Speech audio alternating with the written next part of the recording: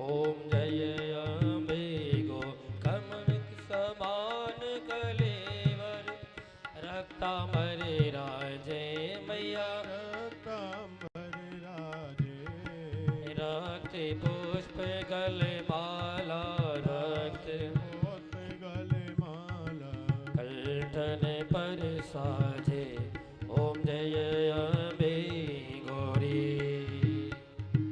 की हरि वाहन राजत खड़ग खपर धारी मैया खड़ग खपर धारी सुर नर मुनि जन सेवत सुर नर मुनि जन सेवक तिनके दुख हारी ओम जय अम्बे गौरी कानन कुंडल शोभित नासाग्रे मोती मैया नासाग्रे मोती कोटिक चंद्र दिवाकर अगणित सूर्य प्रभाकर समय राजत ज्योति ओम जय अम्बे गौरी शोभ निशोभ बिदारे महिषासुर धारी मैया महिषासुर घाती धूम्र विलोचन नैना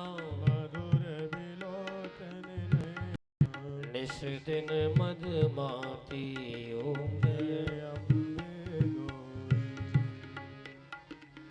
चंड मुंड संहारे सुनित बीज हरे मैया सोनित बीज हरे मधु की टब दो मारे मधु के टभ दो मारे सुर भयोहीन करे ओम जय अम्बे गो ब्रह्माणी रुद्राणी तुम कमला रानी मैया तुम कमला रानी आगम निगम बखानी आगम निगम बखानी तुम शिव पट रानी ओम जय अम्बे गौरी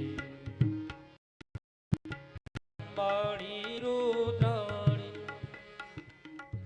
64 योगिन गावत नृत्य करत भैरो मैया नृत्य करते भैरो बाजते ताल मृदंगा बाजती ढोल मृदंगा और बाजत डमरू ओम जय अम्बे गौरी तुम ही जग की माता तुम ही हो भरता मैया तुम ही हो भरता भक्तन के दुख हरता संतन की दुख हरता सुख संपत्ति करता ओम जय अम्बे गो भुजाचार्य अति शोभित पर मुद्रा धारी मैया वर मुद्रा धारी मन वंचित फल पावत मन इच्छा फल पावत सेवत नर नारी ओम जय अम्बे गौरी कंचन थार विराजत अगर कपूर पाती मैया अगर कपूर भाती श्री मालुकेत में राजत नगर उत में विराजत कोट रतन ज्योति ओम जय अम्बे गौरी हरि गावे मैया भाव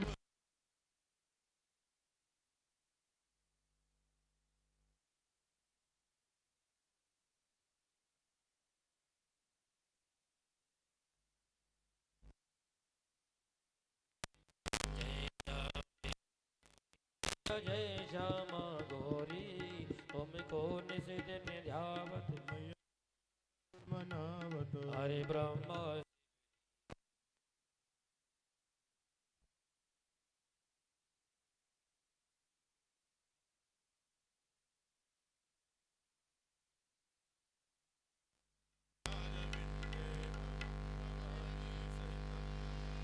त्वमेव माता च पिता त्वमेव त्वमेव बन्धो च सखा त्वमेव त्वमेव वेद्या द्रविणो त्वमेव त्वमेव सर्वं मम देव देवा। जलेन शीतलीकरणं पुष्पे देवताभिवन्नं देवताभिवन्नं परमात्माभिवन्नं देव्याभिवन्दनम् आरार्तिक्यं समर्पयामि। आरार्तिकग्रहणं हस्तो प्रक्षाल्य मन्त्रपुष्पाञ्जलिम्। हरि ओं मा जदनेन यमजन्तदेवास्तानि धर्माणि प्रमाण्यसन्नातेहन कं महिमानः सचन्तपूर्वे साध्याः सन्ति देवाः। हरि ओं एकदन्ताय विद्महे वक्रतुण्डाय धीमहि तन्नो दन्ती प्रचोदयात्। हरि ओं तत्पुरुषाय विद्महे महादेवाय धीमहि तन्नो रुद्रः प्रचोदयात्। हरि ओं कात्यायन्ये च विद्महे कन्याकुमारी च धीमहि तन्नो दुर्गे प्रचोदयात्। सेवन्तिकां कुलचम्पकपाटलब्धे पुन्नगजादिकरवीरसाल्पुष्पै विल्वप्रबालतुलसीदलमञ्जरीभिस्त्वां पूजयामि जगदीश्वरि मे प्रसीद। नानासुगन्धिपुष्पाणि यथा कालोद्भवानि च पुष्पाञ्जलिर्मया दत्ता गृहाण परमेश्वरी। मंत्रपुष्पाञ्जलिं समर्पयामि। श्रीमद्देवी भागवत महापुराणाय नमः। धर्म की जय हो, अधर्म का नाश हो, प्राणियों में सद्भावना हो, विश्व का कल्याण हो, सनातन धर्म की जय हो, गौ माता की जय हो, श्री अनंत बलवंत हनुमंत लाल की जय। श्री राघवेंद्र सरकार की जय हो, श्री गंगा मैया की जय हो, श्री यमुना मैया की जय हो, श्री त्रिवेणी संगम की जय हो, प्रयागराज धाम की जय हो, प्रयागराज तीर्थ की जय, अक्षय वट की जय, अक्षय वट की जय हो, अलोपी मैया की जय हो, अलोपी मैया की जय हो, श्री नाग वासुकी की जय, श्री पंजाई भगवान जी महाराज की जय, श्रीमद देवी भागवत महापुराण की श्री जय, व्यास जी महाराज की जय हो, श्री सुखदेव जी महाराज की जय हो, श्री जगत गुरु वैदेही वल्लभ देवाचार्य जी महाराज की जय हो, श्री डॉक्टर संतोष दास जी महाराज की जय हो, मानस मंदाकिनी जी की श्री जय, क्रांतिकारी बाबा की जय, सब संतन की जय, सब भक्तन की जय। श्री राज राजेश्वरी त्रिपुर सुंदरी मैया की जय। आज के आनंद की जय, जय जय श्री सीताराम जय जय श्री राधे श्याम नमः पार्वती पतये हर हर महादेव।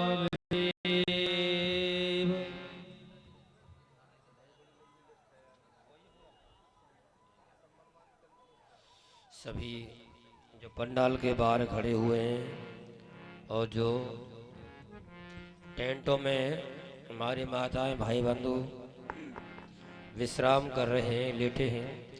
देखो, सोना उठना बैठना तो जीवन भर ही लगा रहेगा, किंतु हम तीर्थराज प्रयागराज में आए हैं माँ भगवती गंगा के तट पर। और देखिए कितना बड़ा सौभाग्य है जो कि अन्य देश देशांतर से चले हुए संत भगवंत आपके समक्ष में बैठ कर के हरि चर्चा कर रहे हैं, भगवत चर्चा कर रहे हैं। यदि इसका लाभ नहीं उठाएंगे तो प्रयागराज में आने का कोई भी लाभ आपको प्राप्त नहीं हो पाएगा। इसलिए सभी लोग आएं, पंडाल में आकर के कथा श्रवण करें और जीवन को धन्य बनाएं। जय श्री राधे, जय श्री कृष्ण।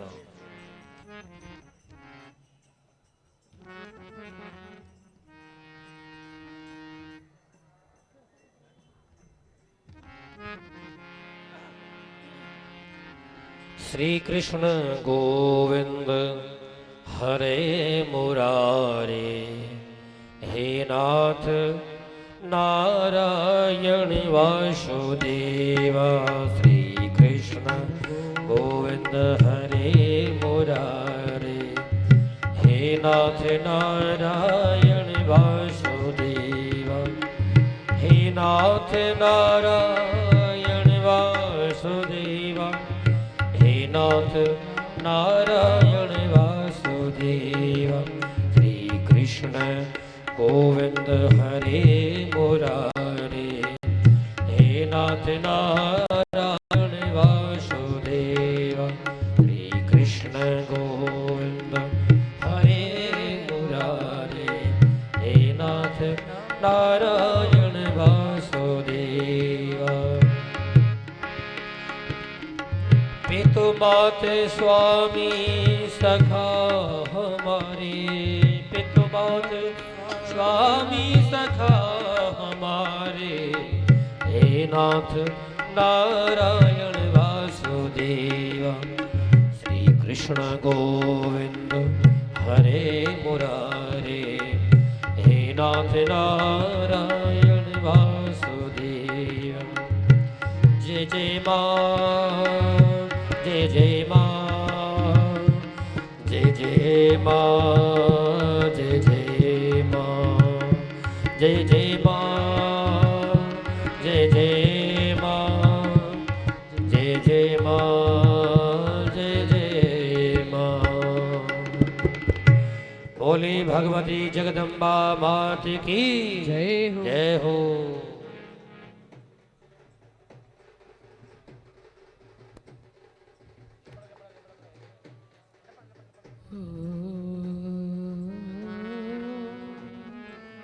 श्री गणेशाय नमः। श्री दुर्गाय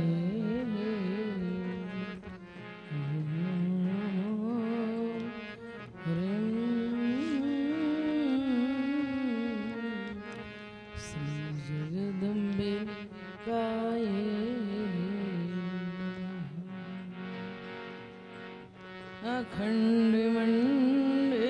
अखण्डमण्डलाकारं व्याप्तमजेन चराचरं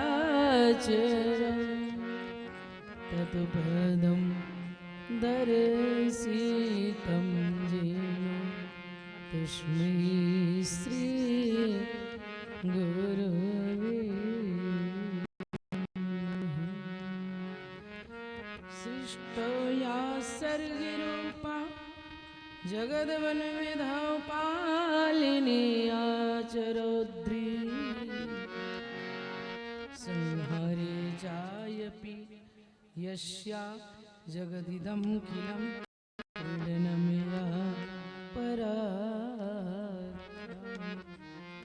पश्यन्ति मध्यमा यथो तदनु भगवती वैखरी वर्णिरूपा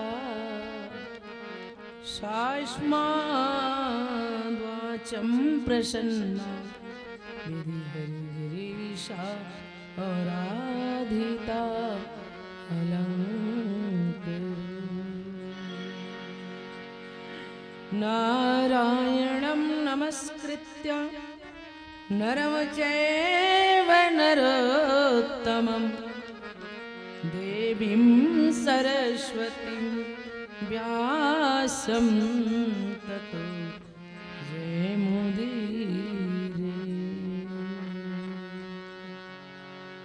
पशुपतिं दुपतिं धरणीपतिं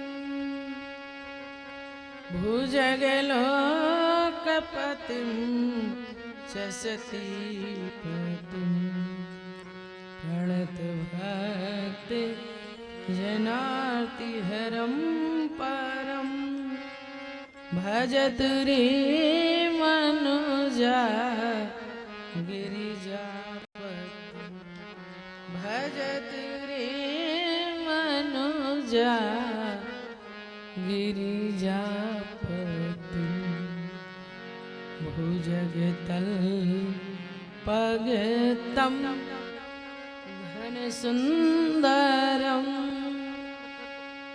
वरुणवाहनमम्बुजलोचनं भजतु रे मनुजा कमलापतिं भजतु रे मनुजा कमलापतिं।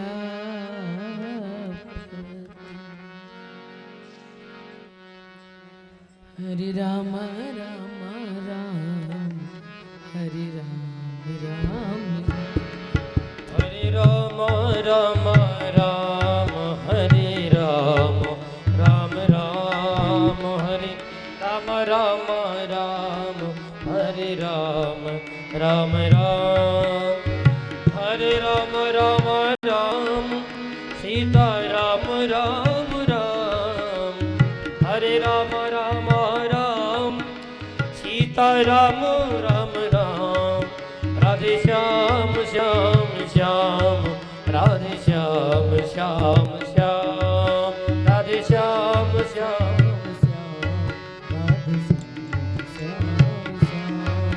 हरे राम राम राम, सीता राम राम राम, हरे राम राम राम सीता राम राम राम, सीता राम राम राम, राधे श्याम श्याम श्याम, सीता राम राम राम राधे श्याम श्याम श्याम, हरे राम राम राम, सीता राम राम राम, हरे राम राम राम सीता राम राम राम, हरे राम राम राम, सीता राम राम राम, राम राम सीता राम राम, सीता राम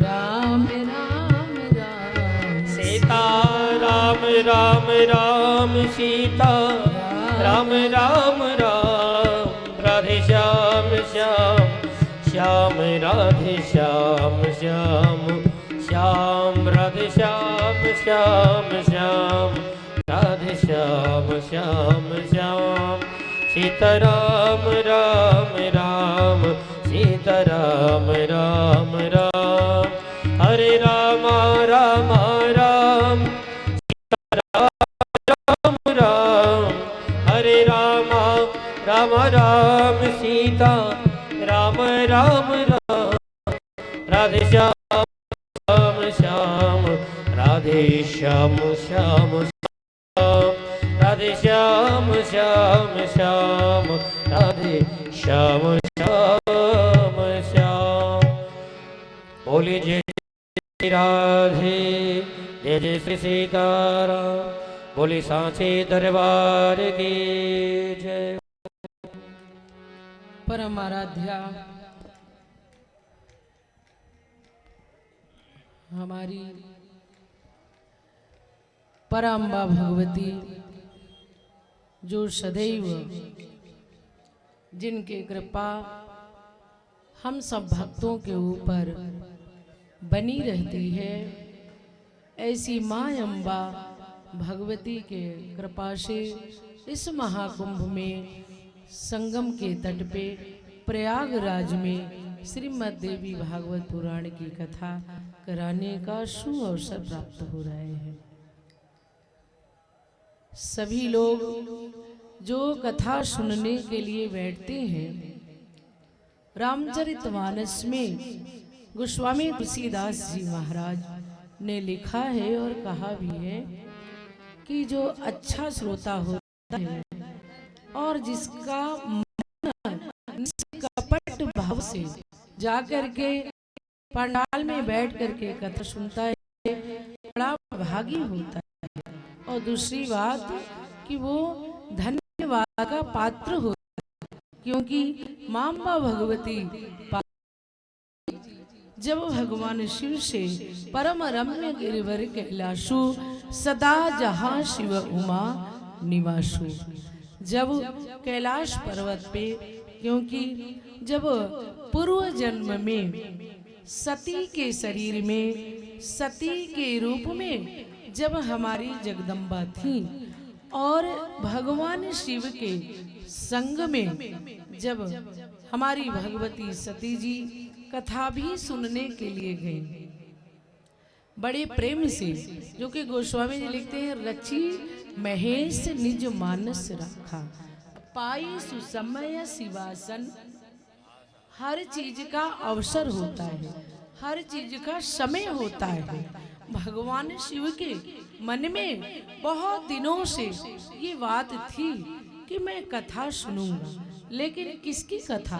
कथा तो बहुत है, परंतु हमारे भगवान भोलेनाथ ऑर्डर दानी सुशांत शेखर शिव के हृदय में इस बात का भाव था कि मैं अवसर पा करके राम जी की कथा को, जो हमारे इष्ट हैं और जो हमारे हृदय में हमेशा विराजमान होते हैं, जिनके नाम से हम जगते हैं, जिनके नाम से चलते उठते हैं, ऐसे सुशांत शेखर और दानी भगवान शिव की कथा, शिव जी ने राम जी की कथा सुनने के लिए अवसर ढूंढा।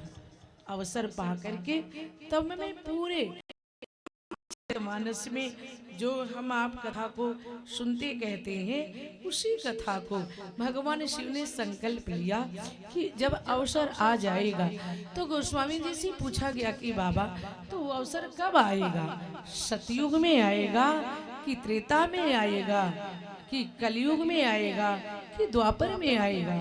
वो अवसर कब आएगा? जब आप राम कथा को सुनने के लिए जाएंगे।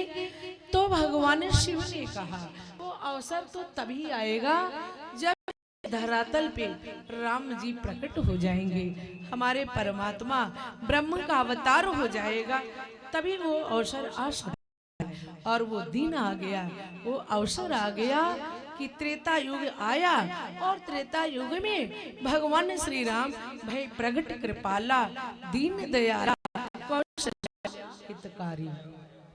मनु शत्रुपा ने तपस्या किया, और मनु शत्रुपा ने जब तपस्या किया तो तपस्या में भगवान प्रसन्न हो गए और भगवान पूछा कि आप क्या चाहिए? मनु ने कहा कुछ नहीं चाहिए, बस मुझे पुत्र चाहिए। भगवान ने कहा अवश्य मिलेगा, लेकिन मनु ने कहा नहीं प्रभु, पुत्र मुझे चाहिए, लेकिन वो नारायण की तरह चाहिए। हमारे यज्ञ मंडप में जिनके द्वारा, जिनके आचार्यत्व में ये महासचंडी यज्ञ हो रहा है आपके बीच में, और ये वृंदावन के बहुत ही अच्छे विद्वान, नारायण नाम बड़ा ही प्यारा है। जो अपने बच्चे का नाम सुनते हो, कितने विद्वान हैं और कितने विधि के साथ ये सचंडी महायज्ञ में अपने आचार्यत्व में बड़े विधि से, नियम से और संयम ब्रह्मचर्य का पालन भी ये करते हैं। तो बहुत ही इनका कई शास्त्रों पर अपना कमांड भी है, इसलिए हम लोगों के मन में रहता है कि जो अच्छा शोध करता विद्वान हो उसी के द्वारा महासचंडी कराया जाएगा।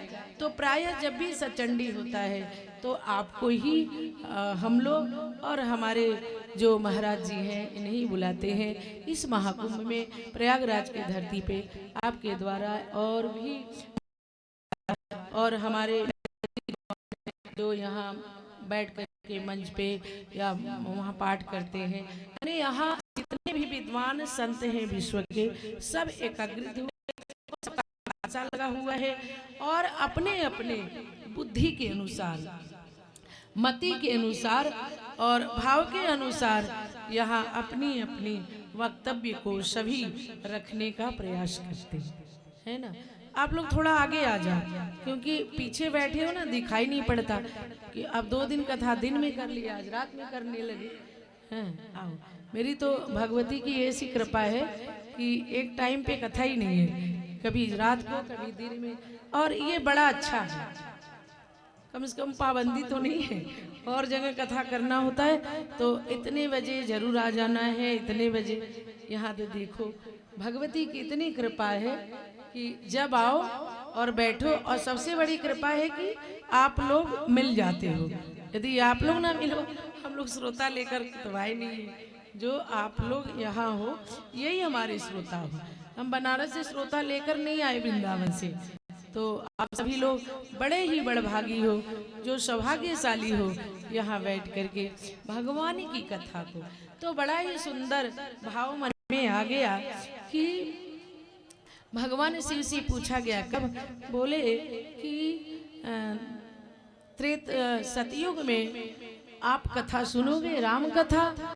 बोले लगता नहीं है, सतयुग में भी तो भगवान शिव थे, लेकिन सतयुग में नहीं सुना।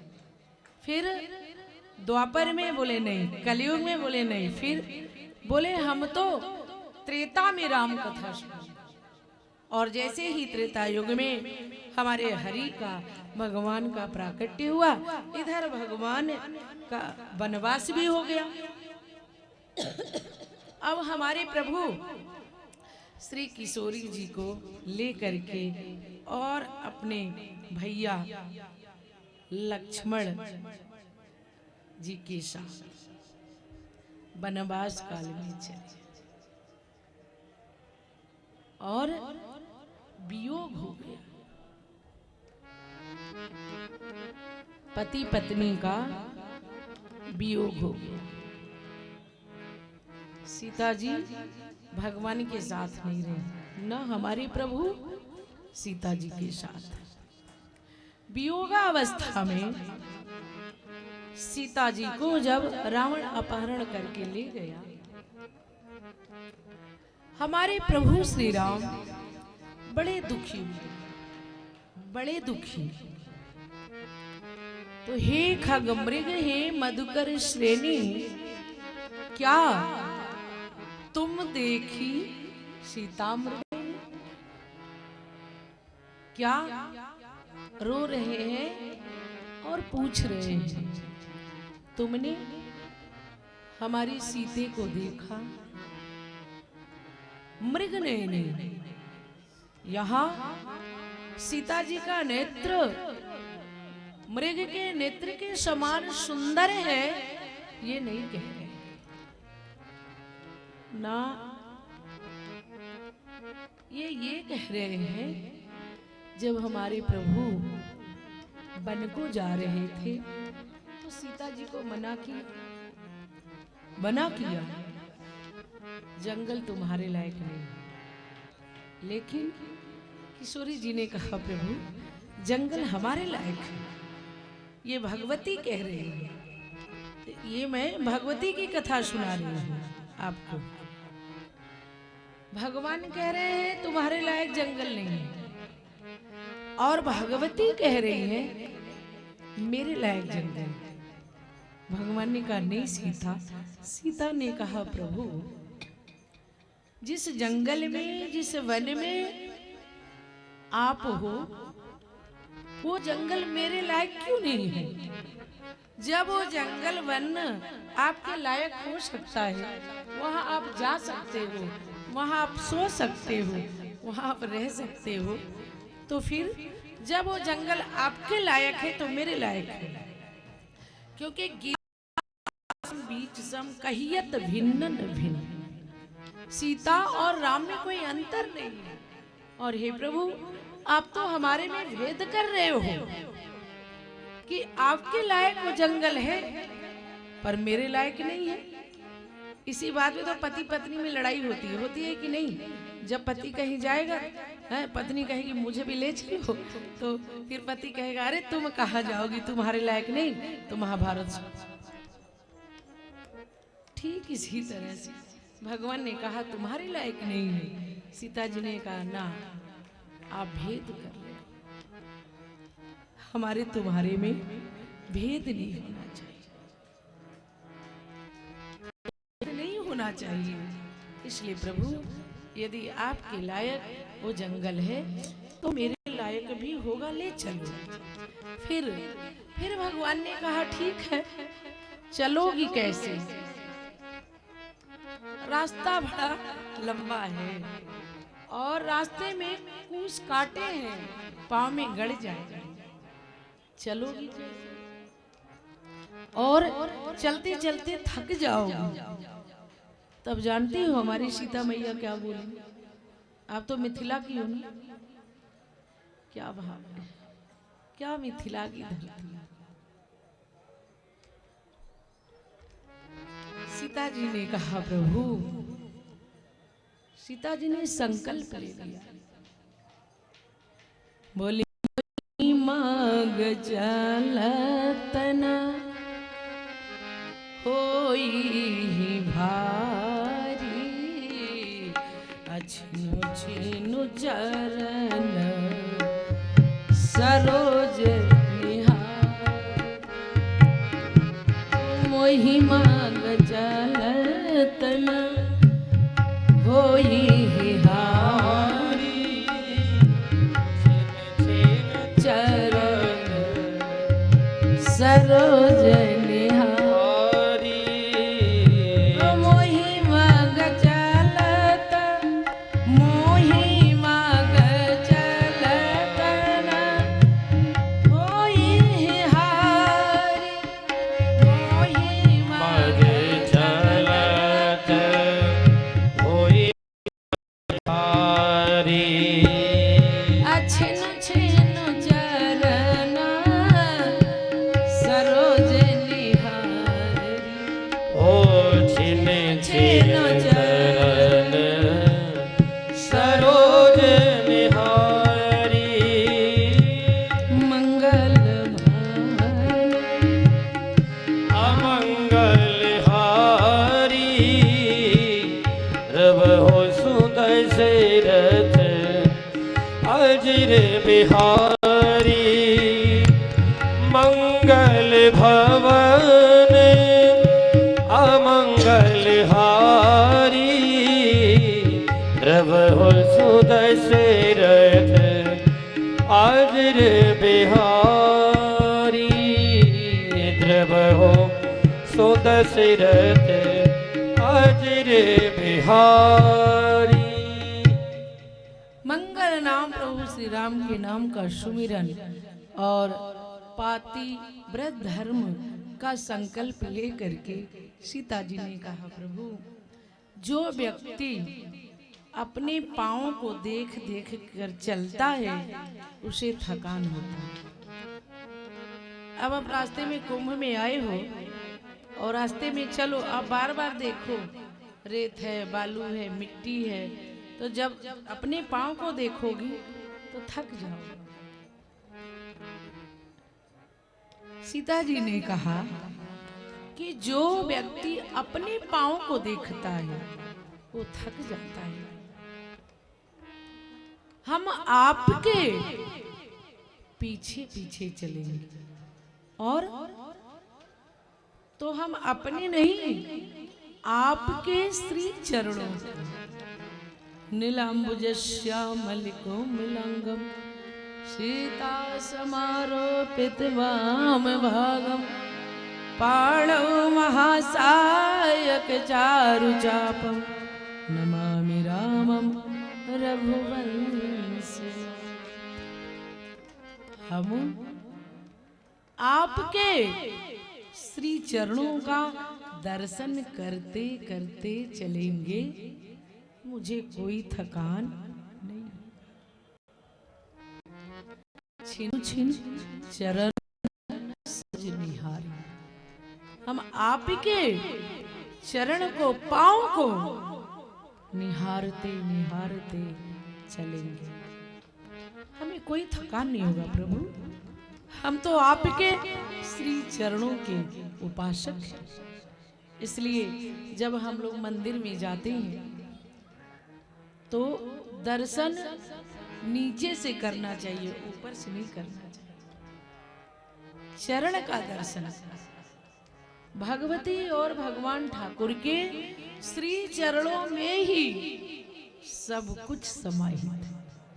इसलिए केवट ने भगवान के श्री चरणों को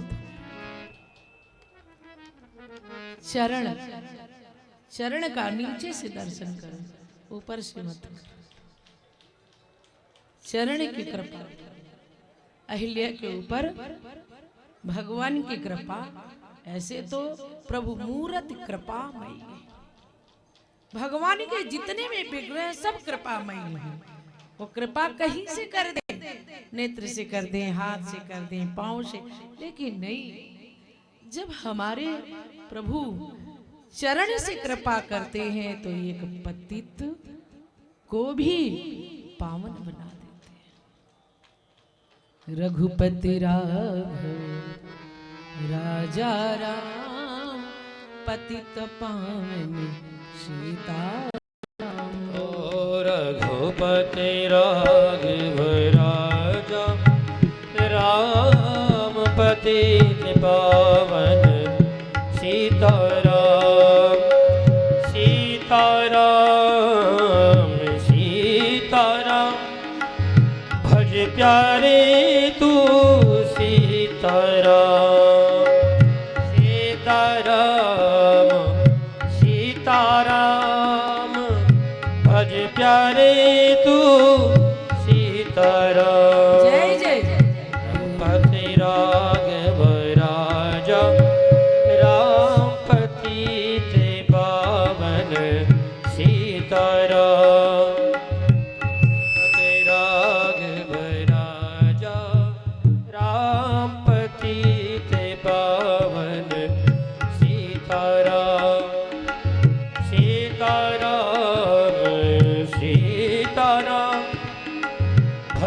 प्यारे तू सीताराम सीताराम सीताराम भज प्यारे तू सीताराम तुलसी मेघा शाल के राम पावन सीताराम रघुपति राघव राजा राम पतित पावन सीताराम रघुपति राघव राजा राम पतित पावन सीताराम सीताराम भज प्यारे तू सीताराम सीताराम सीताराम भज प्यारे तू सीताराम ओ रघुपति राघव राजा राम पतित पावन सीताराम पतित पावन सीताराम। बोली रामचंद्र भगवान की जय हो। श्री चरणों का दर्शन करते करते तो जो भगवान कह रहे हैं, रो रहे हैं, क्या खग मृग सबसे पूछा, आकाश से पाताल से सबसे। सीता जी को देखा,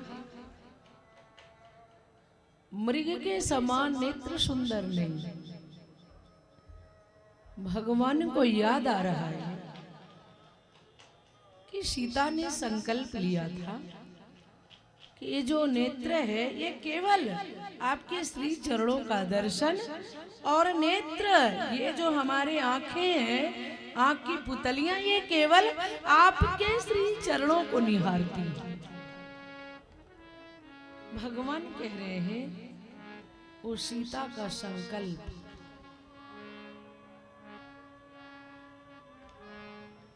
जिसने संकल्प लिया था, और सीता का मन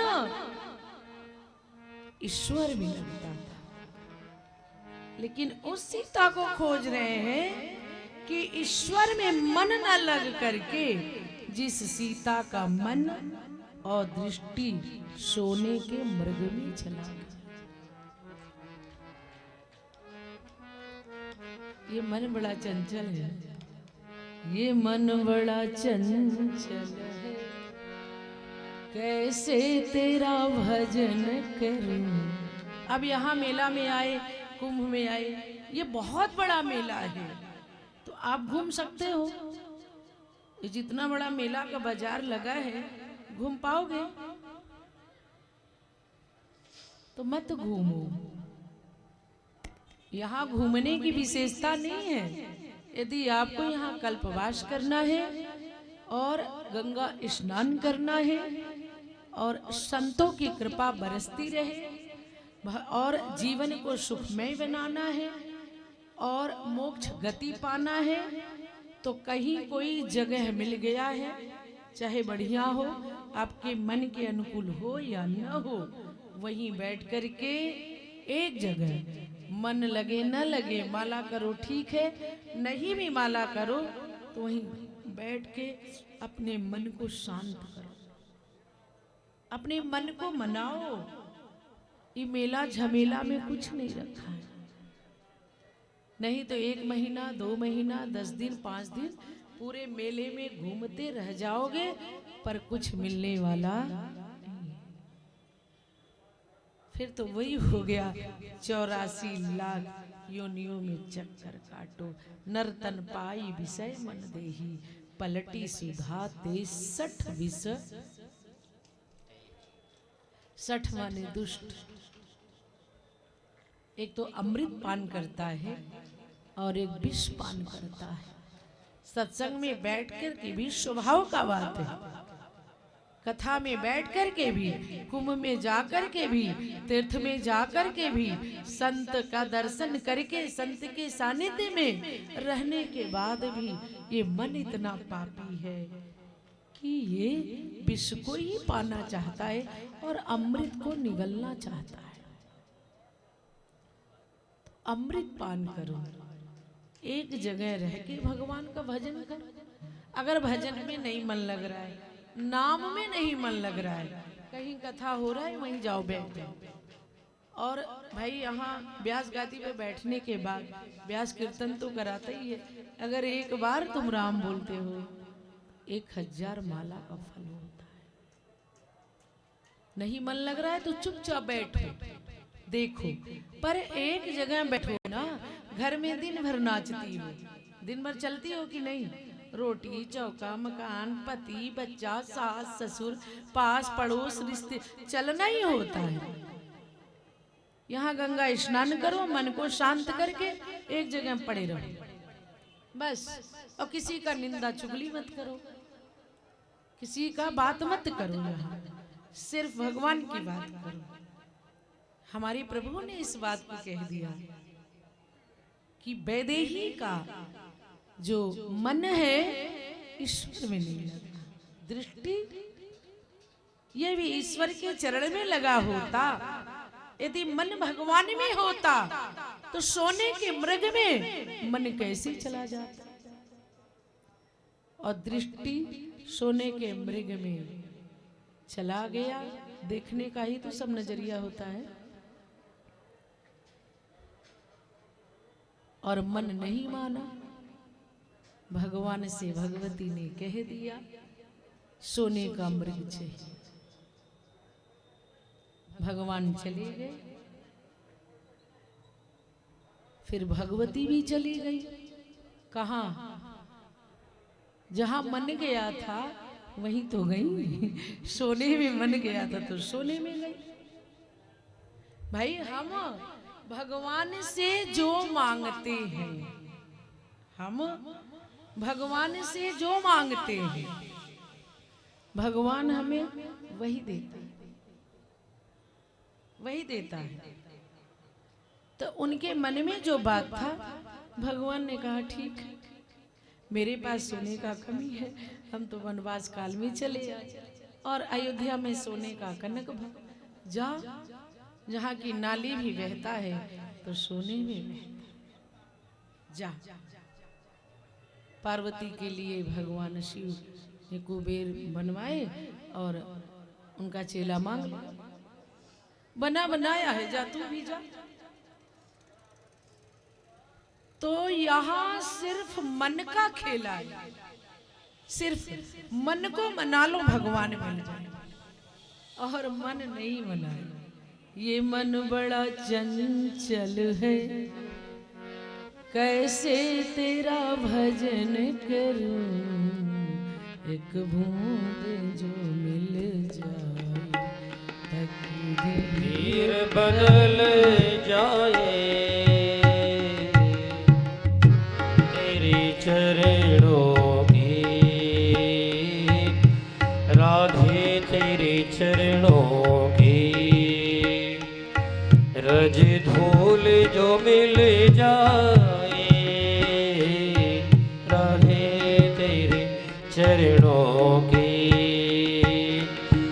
ये मन बड़ा चंचल है, कैसे तेरा भजन करो, मन बड़ा चंचल है, कैसे तेरा भजन करो, जितना इसे समझाओ, जितना इसे समझाओ, उतना ही मचल जाए, प्यारे तेरे चरणों की।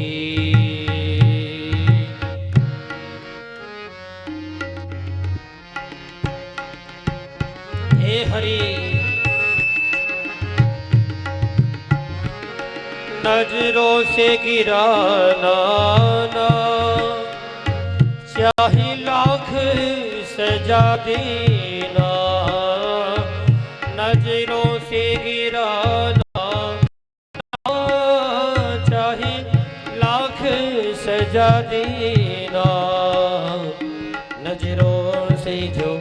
गिर जाए, नजरों से जो गिर जाए, मुश्किल ही संभल पाए। राधे तेरे चरणों की, श्यामा तेरे चरणों की, रज धूल जो मिल जाए, कहती हूँ तुमसे, सच कहता हूँ तुमसे, तकदीर बदल जाए। राधे तेरे चरणों की, क्षमा तेरे चरणों की। क्या ऐसी सीता को देखा? सुंदर नेत्र है, इसके लिए नहीं रो रहे, वियोग है। संकल्प क्या था और क्या हो गया? वियोग, वियोगी राम और वियोगिनी सीता। वियोगिनी सीता हमारी भगवती का जो ध्यान करता है, या कई ऐसे संत हैं जो किशोरी जी का जो वियोग भाव है उस भाव से, कुछ ऐसे संत हैं वो कहते हैं कि राम आए और आकर के हमको बताए, राम आए और आकर के ये संतों की उपासना हो रही है। किशोरी भाव का जो उपासक संत है कहता है राम आए और आकर के बताए कि हमारी बेटी सीता को इस तरह से क्यों छोड़ दिया, जो सदा सदा के लिए, हमेशा हमेशा के लिए वियोगिनी बन के रह गई। हमेशा की, आज भी देखो आप, लव कुश हो गए वाल्मीकि के आश्रय में, हनुमान जी को लव कुश बांध दिए, सब कुछ हो गया, और वही वियोगिनी सीता जाकर के खड़ी हो गई अपने पुत्रों के साथ। ये स्त्री का रोल होता है, ये मर्यादा है हमारे यहाँ। वियोग होते हुए भी, सब कष्ट सहन करते हुए भी, लेकिन जब पुत्र और पति का मामला आया तो फिर भगवती उस वियोग अवस्था में भी जाकर के लव कुश के सामने खड़ी हो जाती। वियोग अवस्था में कोई शिकायत नहीं, कोई विलाहना नहीं। इसको कहते हैं प्रेम, इसको कहते हैं मर्यादा, इसको कहते हैं पालन करने वाला। ऐसे प्रभु श्री राम और सीता की कथा सुनने के लिए भगवान शिव ललायित है। एक बार त्रेता युग माही, शंभु गए कुंभजर सिपाही, और चले भी गए, पर ये भगवती कुछ न कुछ करती ही रहती। अगर न करे ना तो हम लोगों का कल्याण न करे, अगर इनकी लीला न हो तो फिर ये कथा यहाँ बैठ के हम कैसे सुने? जितने हमारे संतों का पदार्पण, ये जहाँ आप बैठे हो, ये हमारे जगत गुरु जी हैं, प्रभु हमारे बड़े सहज हैं। आप लोग भी देखते होंगे, बड़े ही सहज हैं। और कहीं जाओ इतने नखरे, इतना अदा पूछो मत। पर संतों में वास्तव में सहजता होनी चाहिए। देखो अब हमारे जगत गुरुदेव ऐसे हैं, सबकी व्यवस्था कर दिए, रहने को, खाने को, और अपने कहीं बैठने का जगह नहीं। दिन भर यहाँ पंडाल में टहलते रहते, देखते रहते। और हम जब से आए हैं, आप आए होंगे तो यहाँ देखे होंगे, तब से ये करो वो करो, इनको बैठे दे हैं? ऐसे ही महापुरुष का जन्म जब इस धरातल पर होगा, तभी इस दुनिया का हमारा आपका कल्याण होगा। नहीं तो ऐसे महापुरुष नहीं होंगे जो अपने टहले और आपको बैठाएं, तब देश का कल्याण होगा। और जो अपने राजा बन के बैठ जाएं और आपको टहलाएं, तब देश का कल्याण होने वाला नहीं है। जब जो अपने कष्ट पाएगा तो आपको सुखी करेगा, और जो अपने कष्ट पाने की जिसको क्षमता नहीं रहेगा, फिर दूसरे के कष्ट को समझेगा। अपना ही खाना, अपना ही पहनना, अपना ही रहना। इस देश को संतों ने सजाया। किसी ने बहुत सुंदर बात को कहा है कि तीन सजावत देश को, संत सती और शूर, तीन नसावत देश को, कायर कपटी क्रूर। हमारे देश को संतों ने सजाया है, सुरों ने सजाया, वीरों ने सजाया है। देखो आज इतने बड़े महाकुंभ है, पर नाना प्रकार के यहाँ उपद्रव हो सकता था, लेकिन हमारे संतों ने तो बचाया है। कितनी व्यवस्था है, कितने हम खुले होके घूम रहे। इतने भीड़ में ऐसा लग रहा है जैसे हम अपने घर आश्रम में हैं, ऐसा लगता है जैसे हम अपने परिवार में हैं। तुरंत इतनी व्यवस्था है और कितनी शांति है। पब्लिक इतनी है, पर रोड पर देखो ऐसा नहीं है कि बहुत ही शांति है। ये संतों का दिन है। कुछ भी है, ऐसे साधु साधु साधु ऐसे नहीं निकलता है। साधु जो अपने शरीर को जमीन में बैठ करके तपस्या करके धूनी में बैठता है और अपने शरीर को साधना से साधता रहता है, उसी का नाम इस धरती पे साधु पड़ा। वो साधु नंगे पानी वस्त्र। यहाँ देखो इतनी ठंडी में हम तो साल ओढ़ते, स्वेटर पहनते, चप्पल पहनते, जूता पहनते, होटल ले लेते हैं, और ये देखो जिन संतों से हम लोगों की रक्षा है वो रोड पे नंगे पड़े। चैतन्य महाप्रभु के मन में जब वैराग्य हुआ, कितनी बार मूर्छित हो गए, कितनी बार मूर्छित हुए, और अपनी माँ सची से कह दिए, माँ चरण दबाते समय, चैतन्य महाप्रभु चरण दबा रहे हैं और दबाते समय बार बार, माँ मुझे सन्यास के लिए आदेश दे दो, आदेश दे दो। लेकिन पुत्र मोह में माँ और पति के प्रेम में उनकी पत्नी विष्णु प्रिया तैयार नहीं होती थी। एक दिन चरण दबाते दबाते अश्रुपात होने लगा चैतन्य महाप्रभु को, और उन्होंने कह दिया, माँ यदि सन्यास का तुम लेने का अगर आदेश नहीं करोगी माँ, तो ये तेरा बेटा तेरे हाथ नहीं आएगा। और कह के मूर्छित हो गए। माँ की ममता आंचल कितना बड़ा, कितना कोमल होता है। माँ ने देखा, चैतन्य महाप्रभु की माँ ने कह दिया कि अगर अब हम जबरदस्ती करते हैं तो शायद फिर आदेश दे। विष्णु प्रिया के पास जाते, अपनी पत्नी के पास। विष्णु प्रिया से कहा, मुझे सन्यास लेना है, तेरा आदेश हो जाए, तू भी राजी हो जा।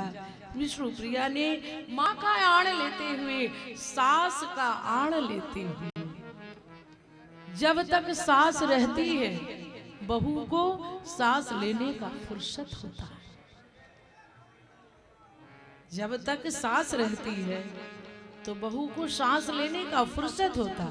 सासू अम्मा है, ये संभाल लेंगी, ये संभाल लेंगी, ये संभाल लेंगी। लेकिन जिस बहू के पास सांस नहीं है, वो जो आजकल पिकनिक वाली है उनकी बात नहीं कर रहे, जो वास्तव में शुद्ध रूप से गृहिणी है, हम उनकी बात कर रहे हैं। अगर सांस नहीं है तो बहू को कितना कष्ट है, सांस लेने का फुर्सत नहीं है।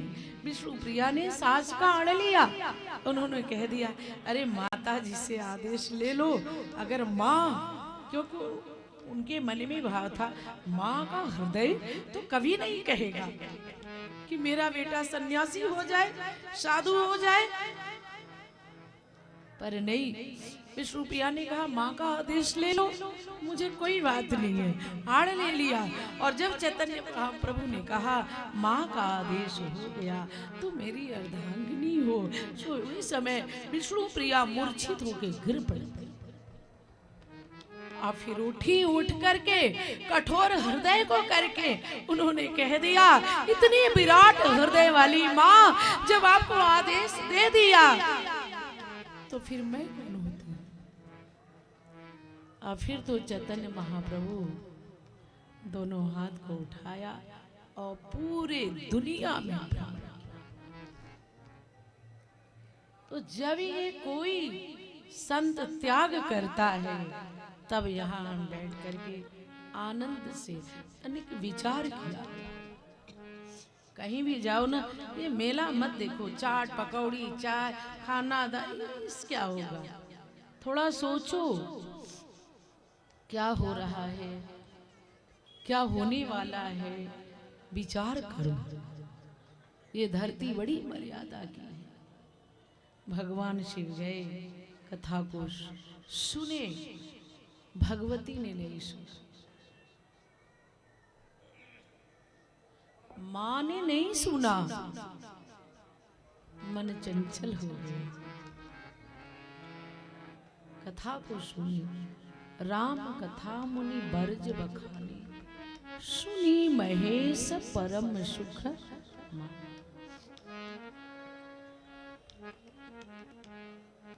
ये दशरथ नंदन पुत्र के रूप में यहाँ सब यही न कहते हैं, अयोध्या में राम जी किसके पुत्र हैं? गृहस्थों को जगाने के लिए। गृहस्थों की अपनी एक मर्यादा है, और जो गृहस्थ जीवन है ये बड़ा उच्च कोटि का है। यही एक संत को, एक महात्मा को, एक जगत गुरु को, एक साध्वी को, एक शंकराचार्य को यही जन्म देता है। गृहस्थों की बड़ी महिमा है, इसलिए हमारे पराशर नंदन व्यास जी दुखी है। हमारे भी कोई पुत्र हो जाए, हमारे भी कोई पुत्र हो जाए। कथा सुन ले आप लोग ना। पुत्र के लिए भगवान शिव के पास गए। भगवान शिव आशुतोष औडरदानी तपस्या किया 100 वर्ष तक, और इंद्र को द्वेष हो गया। लेकिन शिव जी ने कहा कि अपने समान, अपने जैसा हम पुत्र व्यास जी को देने जा रहे हैं। घोषणा कर दिया। 100 वर्ष हो गए, तब भगवान शिव ने पूछा, भगवान शिव ने पूछा व्यास जी से, हम प्रसन्न हैं पराशर नंदन, आप यहाँ तपोवन में, ये कनेर जहाँ व्यास जी तपस्या की, वो जो वन था वो कनेर का था, सुमेर गिरु पर्वत पर जाकर यहाँ आप 100 वर्ष तक तपस्या किए, मैं प्रसन्न हूँ। व्यास जी ने कहा, हे भगवान, गृहस्थों की बड़ी महिमा है।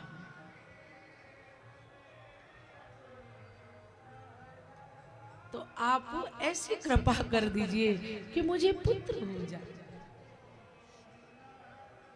भगवान शिव ने कहा, हो जाएगा। जब भगवान शिव ने कह दिया कि हो जाएगा, तो बचा क्या? अब भाई उन्होंने वरदान दे दिया, हो जाएगा। अब ये व्यास जी की जिम्मेदारी है। भगवान शिव ने वरदान दे दिया, पुत्र चाहिए, पुत्र हो जाएगा। शूलपाणि नमस्कृत्य जगामाश्रममात्मनः सगत्वाश्रममेवासु बहुवर्ष श्रमातुर। 100 वर्ष तक तपस्या किया, पुत्र हो जाएगा। व्यास जी ने कहा प्रभु पुत्र हो जाएगा ये तो ठीक है, होगा कैसे, होगा कैसे? तो फिर शिव ने दिखाया कि मेरे बगल में जो निवास करती है शिवे, तुम भी कोई ऐसा उपाय करो। व्यास जी ने कहा नहीं ये तो बात है, स्त्री को संभालना बड़ा कठिन बात है, क्योंकि शिव और सती की कथा मुझे मालूम है। माँ अम्बा भगवती ने आपकी बात को नहीं माना। आप कथा सुनने गए थे और बड़े प्रेम से कहत सुनत रघुपति गुणगान था, कछु दिन तहा रहे गिरिनाथ। लेकिन माँ अम्बा भगवती का मन नहीं लगा। मुझे स्त्रियों से बड़ा डर है, भय है, क्योंकि मैं आपकी कथा जानता था। आपने समझाया, भगवती ने नहीं माना। फिर मुनि सन विदा मांग त्रिपुरारी, चले भवन संग दक्ष कुमारी। आप सोचे कि रास्ते में समझा लेंगे कैलाश पर जाते जाते, परंतु रास्ते में भगवान मिल गए। वियोगावस्था में आपके संग में पत्नी है, पर उनके संग में पत्नी। आपने दृश्य को देखा, परेशान तो आप भी थे और परेशान वो भी थे, पर आपने दूर से जय सच्चिदानंद जग पावन आस कहीं चले मनोजन सा, आपने प्रणाम किया। तो मर्यादा के अनुसार अपने इष्ट को आपने भगवती माँ अम्बा से कहा कि तुम भी प्रणाम करो, पर भगवती ने नहीं किया। मुझे पता है जो स्त्री जाते हैं ना, बड़ा जिद्द है, बड़ा डिमांड है प्रभु। जब आप भगवती के डिमांड को पूरा नहीं कर पाए, फिर मैं कहां से करूं? हे भोलेनाथ, पुत्र तो चाहिए पर स्त्री नहीं चाहिए। भगवान मुस्कुराए। पराशर नंदन आगे बोले, आगे यही बात है कि आपने फिर कहा सोई मम इष्ट देव रघुवीरा, मेरे इष्ट हैं परमात्मा। भगवती ने नहीं माना। आपके इष्ट कैसे हो सकते? और बात भी सही है, भगवती ने सोचा हमारा इष्ट मेरे साथ है, हमारे इष्ट तो शिव है ना।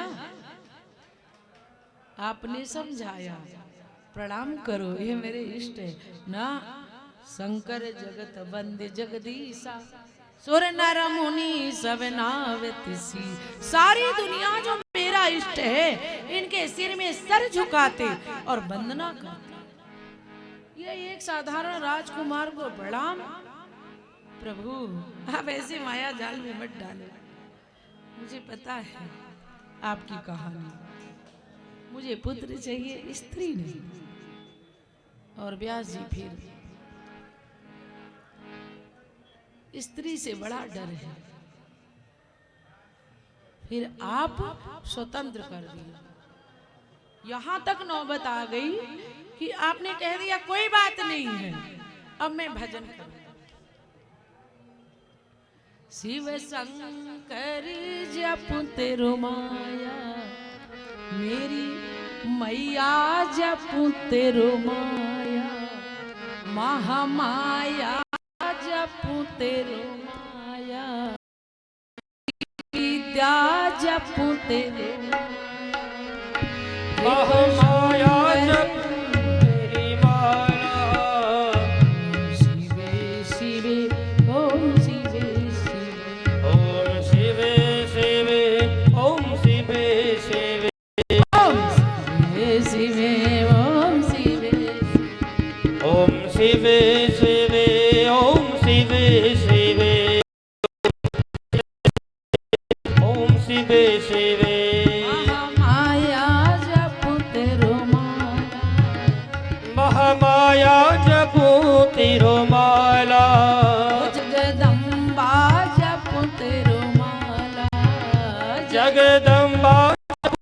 तेरो माला विंध्यवासिनी जपो तेरो माला विंध्यवासिनी जपो तेरो माला ओम शिवे शिवे ओम शिवे शिवे ओम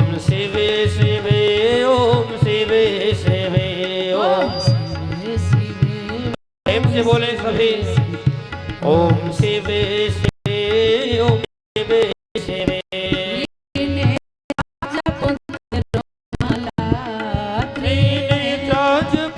तेरो माला यक्षिणी जपो तेरो माला यक्षिणी जपो तेरो माला ओम शिवे ओम शिवे शिवे ओम शिवे शिवे ओम शिवे शिवे ओम शिवे शिवे ओम शिवे शिवे ओम शिवे शिवे बोलो साचे दरबार की जय हो।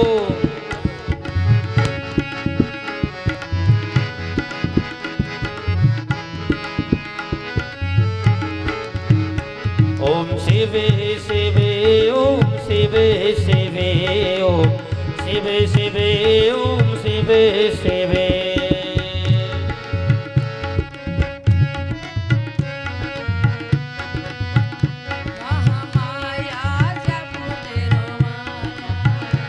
महामाया जपो तेरो माला मेरी मैया जपो तेरो माला मेरी मैया जपो तेरो माला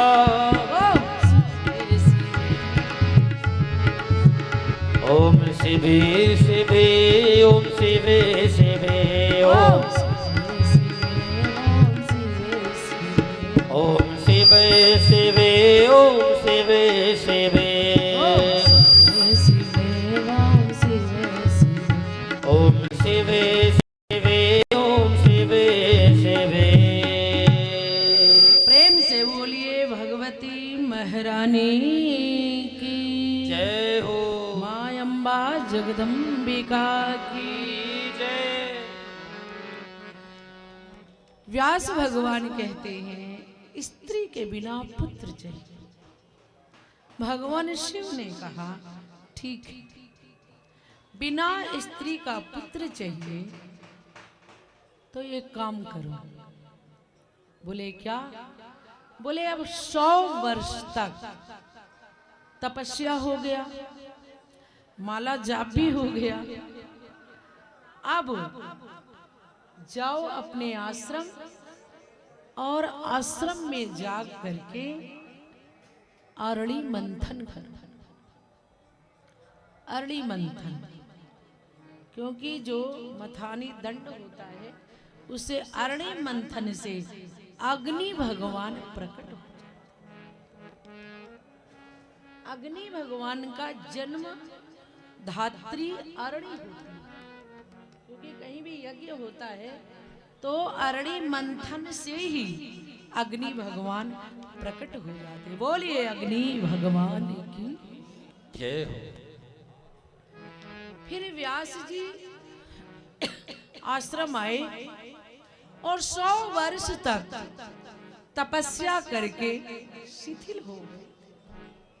शिथिल शरीर थक चुका था तो विचार करने लगे अरणी सहितम गुहाम ममन्थ्रामि चिकीर्षया मंथनम कुर्वतस्तस्य चित्ते चिंता भरस्तदा। मन में चिंता है कि अरणी मंथन से पुत्र होगा हमें। तो व्यास जी विचार करते हैं कि जब मंथन होता है तो उस समय अरणी से अग्निदेव का जन्म होता है और भगवान शिव ने मुझे वरदान दिया, मैं क्या करूं?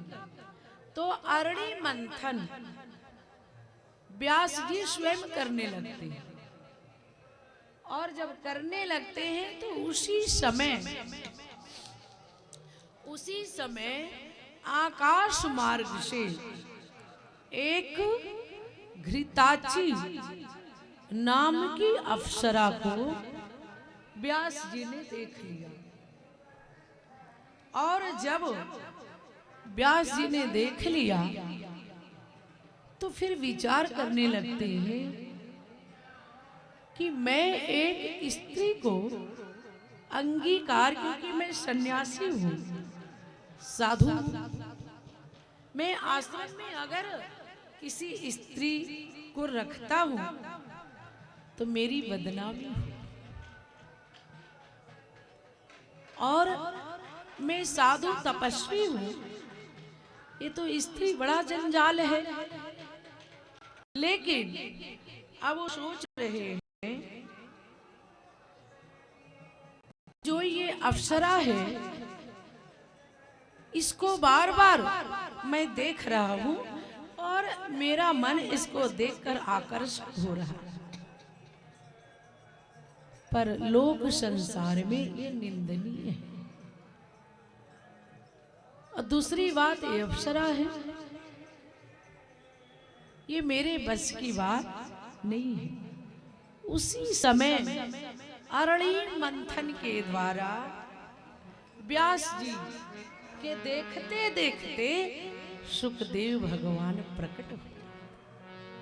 बोलिए सुखदेव भगवान जय हो।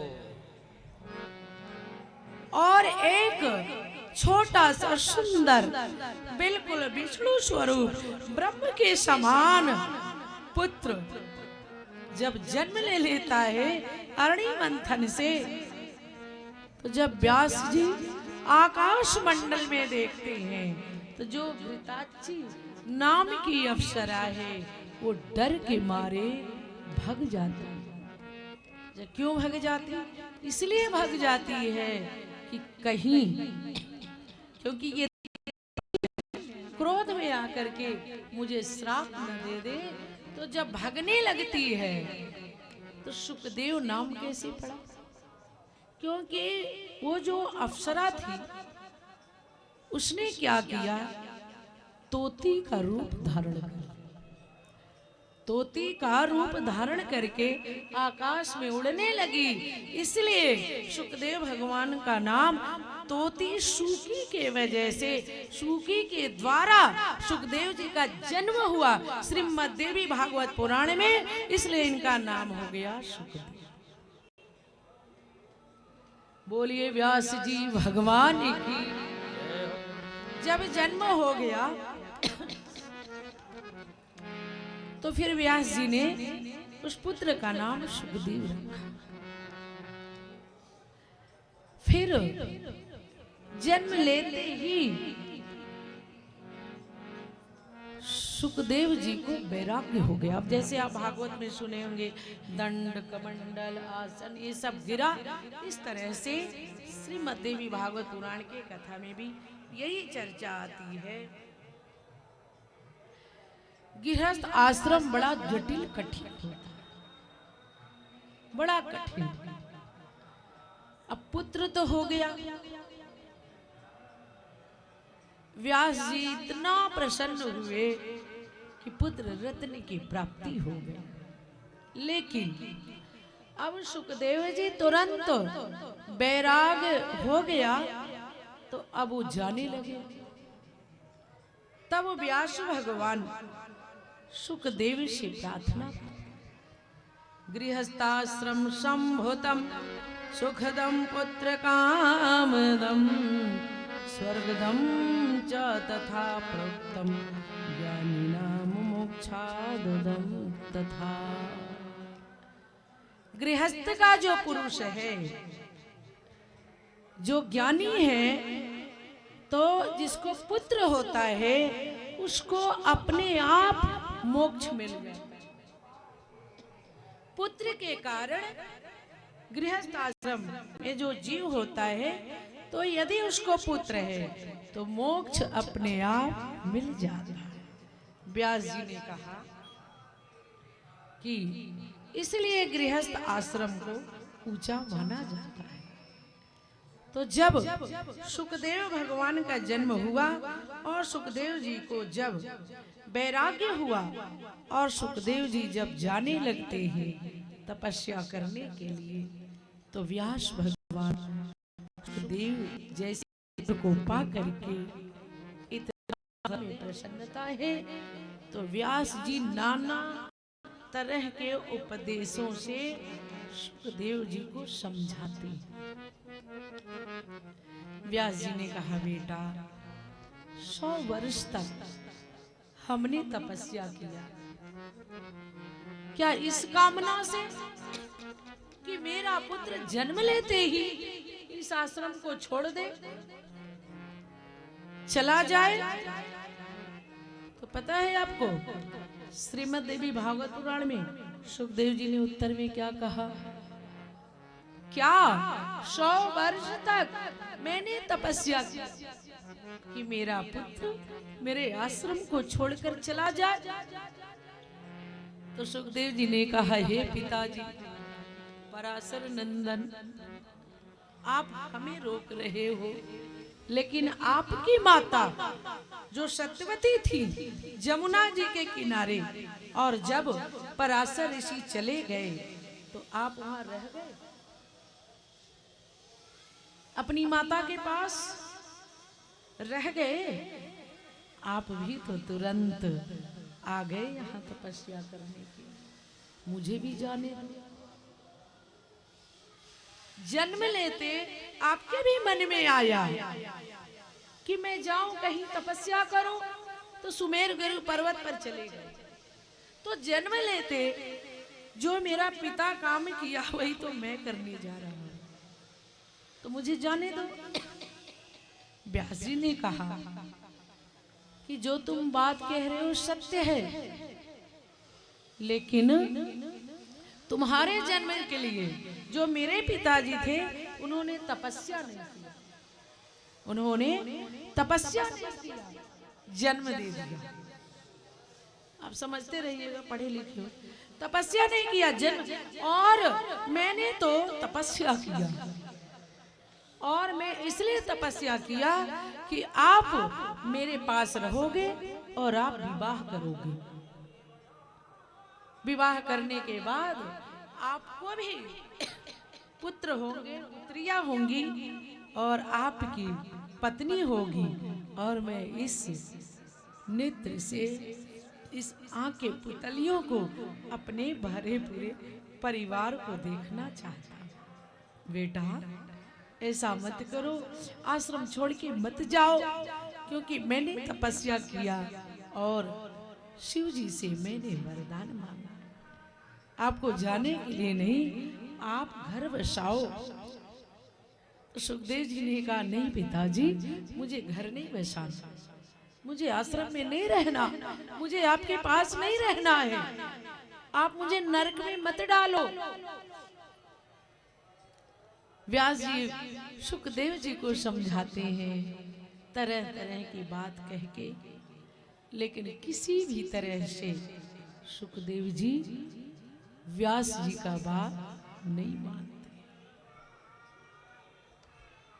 सुखदेव जी कहते हैं, पिताजी ना हम गृहम करिष्यामि दुःखदम सर्वदा पितः बाहुरा सदृशम नित्यम बंधन सर्वदेहिनां। गृहस्थ में जो जीव रहता है वो हमेशा बंधन में रहता है, और गृहस्थ की बात छोड़ दो। सुखदेव भगवान श्रीमद् देवी भागवत पुराण में कहते, धन चिंता दुराणाम ही क्व सुखम तात दृश्यते स्वजने खलु पीड्यन्ते निर्धना लोलुपाजन। आश्रम चलाने के लिए भी ऋषि मुनि तपस्वी जिसका आश्रम है उन्हें धन की जरूरत है, और वो लोभी बन करके हमेशा किसी न किसी धनी व्यक्ति के पीछे चलते रहते हैं कि ये आएगा और मुझे कुछ धन देगा तो आश्रम चल। और पिताजी, ये सुखदेव जी कह रहे हैं, हम नहीं कह रहे। इंद्रो अपि न सुखी तादृग्यादृशो भिक्षु निस्पृह वन्य शादि संसारे त्रिलोकी भी भवे सती। जिस शिव जी की आपने उपासना किया, क्या वो सुखी रहे पत्नी के साथ? जब आप तपस्या कर रहे थे तो आपने कथा को स्वयं शिव जी को सुनाया है। आपने पुत्र तो मांग लिया और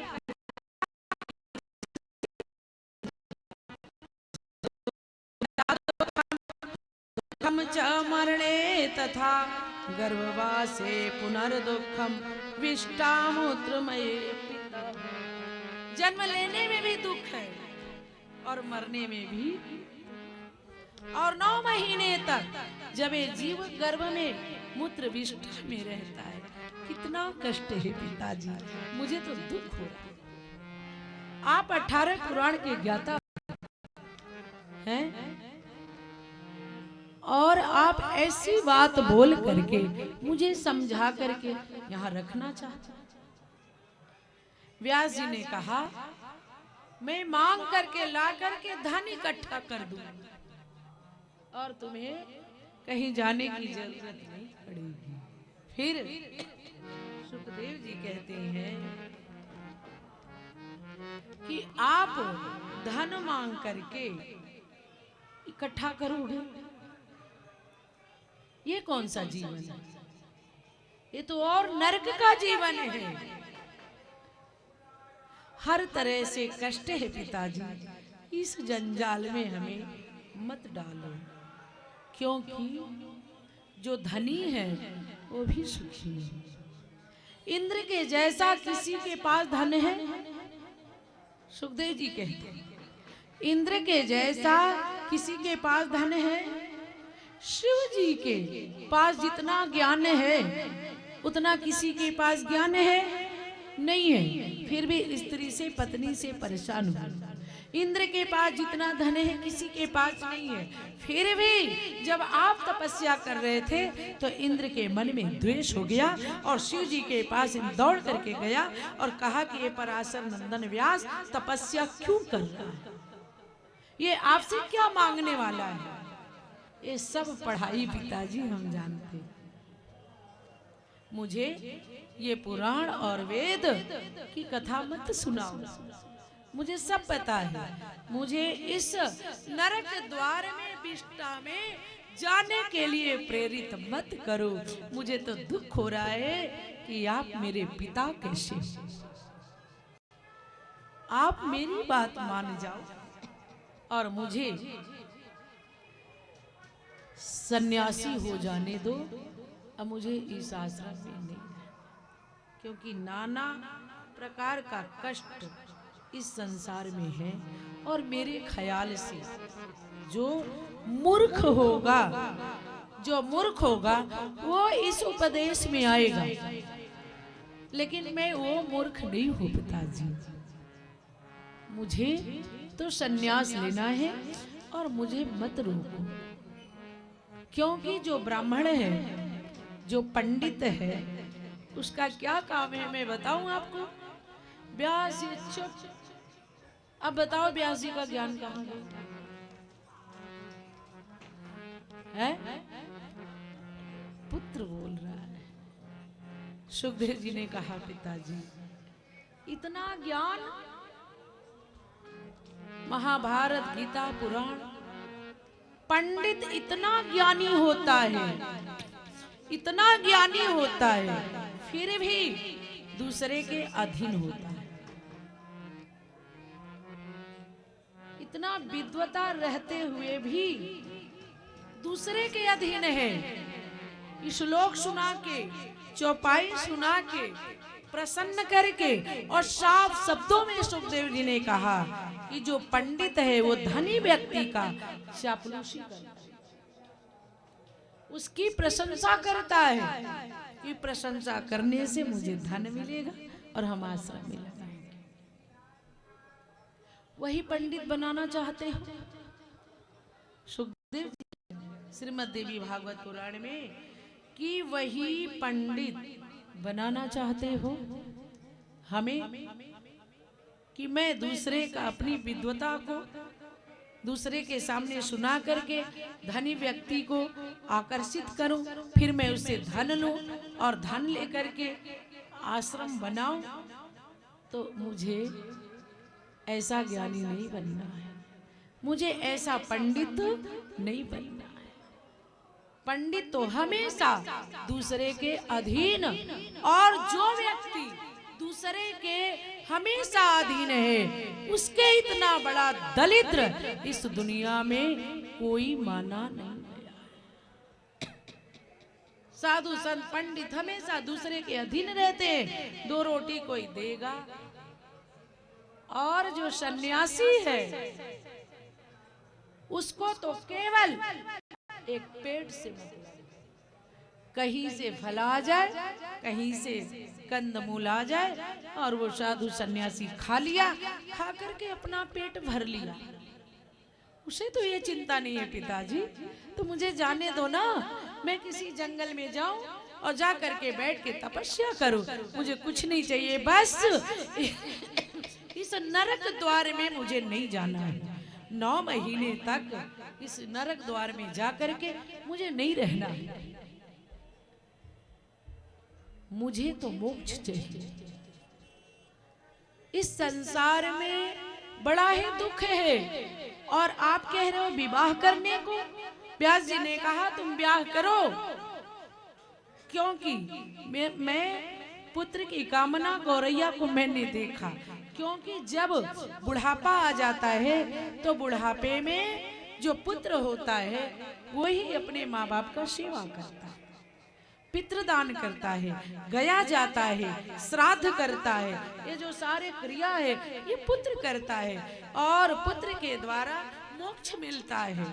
इसलिए आप रहो, विवाह करो, आप भी पुत्र पैदा करो, हमारे सामने नाती पोते रहे तो मेरा मोक्ष हो जाएगा। सुखदेव भगवान ने कहा बिल्कुल नहीं होने वाला, अगर ऐसी बात है, क्योंकि हम आपकी मनोकामना पूर्ण नहीं कर सकते। फिर सुखदेव भगवान कहते बोलो गोविंद जय जय गोपाल जय जय कृष्ण कहने से तर जाएगा, पार से उतर जाएगा।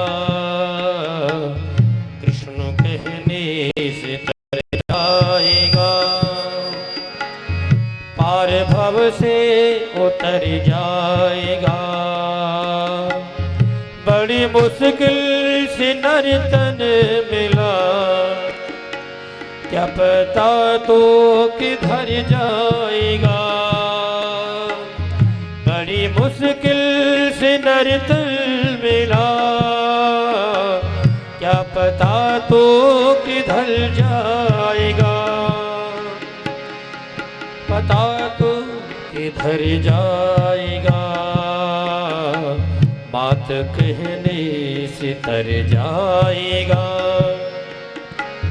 पार भव से उतर जाएगा।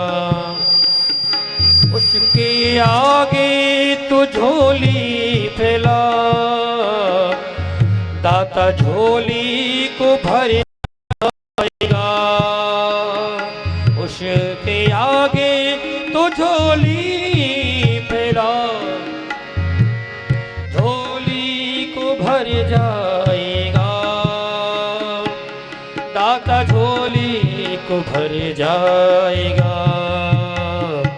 कृष्ण कहने से तर जाएगा, पार भव से उतर जाएगा। हे हरि,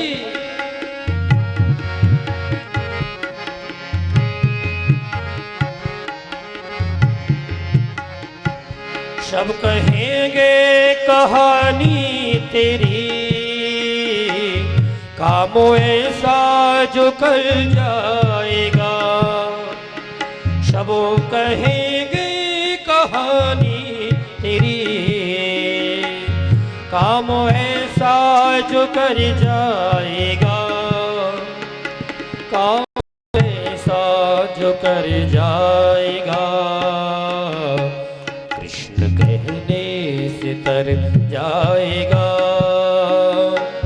पार भव से उतर जाएगा, कृष्ण कहने से तर जाएगा, पार भव से उतर जाएगा,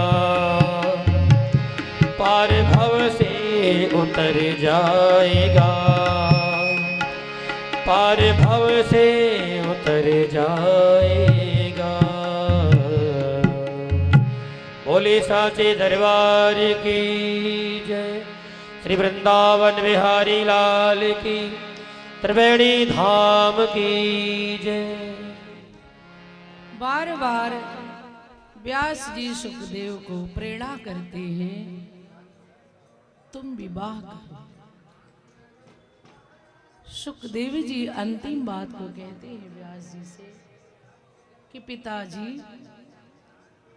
स्त्री से विवाह करने को आप कह रहे हो, लेकिन इस दुनिया में अगर सबसे बड़ा चोर हम किसी को मानते हैं तो एक स्त्री है, और ये स्त्री ही गर्त में मनुष्य को डालती है जिसको मोक्ष नहीं मिलता। व्यास जी कहते हो कैसे बेटा, भोग वीर्ये धनम पूर्णम मनः कुटिल भाषणे। ये जो स्त्री की मीठी मीठी प्यारी प्यारी बात होती है और जिसको ये मनुष्य सुनता है और सुन करके उस कुटिल स्त्री के वश में हो जाता है। कांता हरति सर्वस्वं कस्तनास्त्र दिशो परः, निद्रा सुख विनाशार्थ मूर्खस्तु दारसंग्रहम्। स्त्री के कारण मनुष्य का नींद भी भंग हो जाता है और उसका सुख भी भंग हो जाता है, क्योंकि एक मनुष्य जब एक स्त्री के बात में हो जाता है तो उसका सर्वस्व नष्ट हो जाता है। जो स्त्री स्वभाव है वो मनुष्य को अपने बात से बस में कर लेती है, और जब हम उसके बस में हो जाते हैं तो हम अपने मनोकुल काम नहीं कर पाते हैं। इसलिए ये काम मुझसे नहीं होगा पिताजी, और हम विवाह नहीं करेंगे। व्यास जी विचार करने लगते हैं कि मैं कौन हूं, ऐसी स्थिति में मैं कौन हूं? क्या मैं व्यास?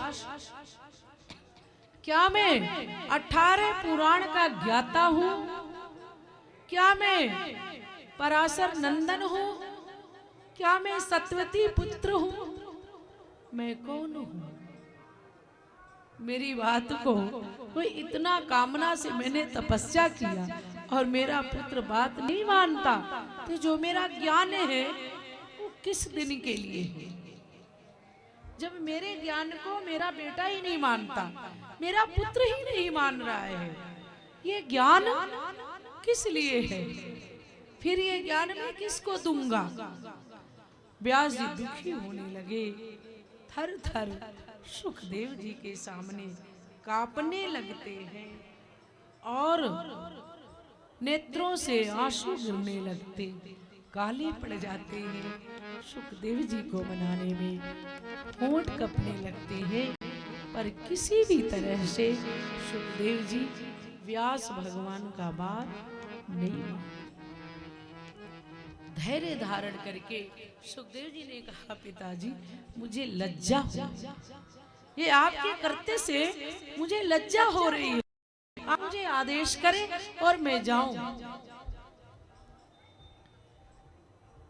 व्यास जी सुखदेव को मनाते हुए कहते हैं, बेटा एक काम करो, बड़ा ही ज्ञानी मिथिला में जनक जी हैं, मेरा उपदेश, मेरा ज्ञान तुझे गौड़ लगता है तो तू एक काम कर, एक बात मान जा, मेरे कहने से तू मिथिला चला जा, तो बन जा सन्यासी। लेकिन एक बार ये बात मान जाओ, यहाँ मत रहो, मेरे पास मत रहो, आश्रम में मत रहो, पर मेरी बात मान करके मिथिला चले जाओ।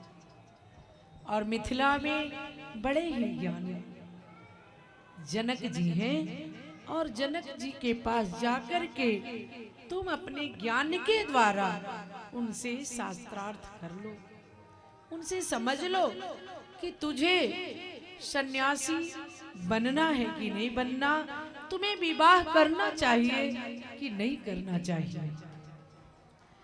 तब सुखदेव भगवान कहते हैं ठीक है पिताजी, यदि ये आपकी इच्छा है तो ये मैं आपकी मनोकामना को पूर्ण करूंगा, और मैं मिथिला में राजा जनक जी के पास, आप बता रहे हैं कि बड़े ज्ञानी हैं, मैं जरूर जाऊंगा, और जाकर के मैं जनक जी से आपकी बात पूछूंगा कि मेरे पिताजी व्यास जी करें विवाह करने के लिए, तो मैं विवाह करूं या न करूं। ये धुआं बंद कर दो, यहाँ तक धुआं आ रहा है। कथा के समय धुआं मत किया करो, सबकी आंखों में लगता है भाई, श्रोता लोग परेशान हो जाते हैं।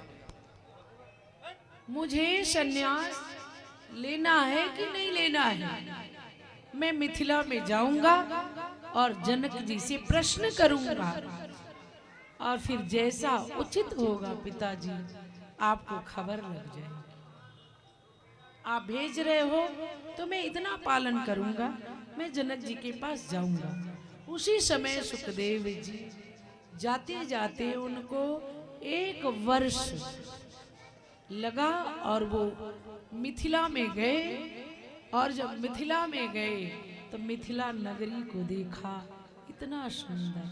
पहले तो प्रणाम किया, प्रणाम करने के बाद नगर में प्रवेश करते, जगह जगह पे दूत मिलते हैं, जगह जगह पे विप्र मिलते हैं। जनक जी से मिलना बाकी है वहाँ, लेकिन जहाँ जिस द्वार पे गए, जिस द्वार पे, वहीं उनको ज्ञानी मिला। आगे बढ़े वहीं उनको ज्ञानी मिला, आगे बढ़े वहीं उनको ज्ञानी। ऐसे धीरे धीरे करते करते मिथिला में सुखदेव भगवान प्रवेश करते, फिर आगे गए, कुछ अप्सराएं मिली, अपने कलाओं के द्वारा सुखदेव भगवान का स्वागत करती हैं। लेकिन सुखदेव भगवान को 56 भगवान मिथिला में गए, सारी चीजों को भोग विलास को ठुकरा करके कुश के आसन को लेकर के कुश का आसन पर बैठ करके संध्या वंदन करने लगते हैं। फिर उसके बाद महाराज जनक जी को पता चलता है कि व्यास पुत्र सुखदेव का आगमन मिथिला में हो चुका है। फिर कल कथा में आप लोग के सामने सुखदेव और मिथिला में जनक जी का शास्त्रार्थ होगा। इन्हीं शब्दों के साथ कथा को विश्राम, वाणी को विराम। 2 बार हरिनाम।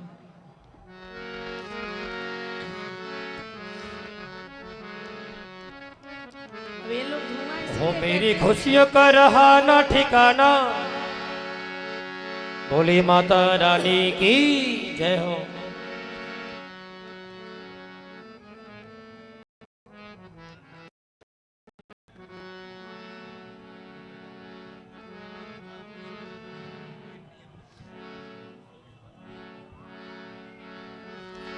मेरी खुशियों का रहा ना ठिकाना, मेरे जैसा नहीं कोई दीवाना, कि मेरे घर मैया आई है, कि मेरे घर माता आई है, कि मेरे घर माता आई है, कि मेरे घर माता आई है। मेरी खुशियों का रहा ना ठिकाना, मेरे जैसा नहीं कोई दीवाना, घर मैया आई है, कि मेरे घर माता, मेरे घर माता आई है, कि मेरे घर माता आई है।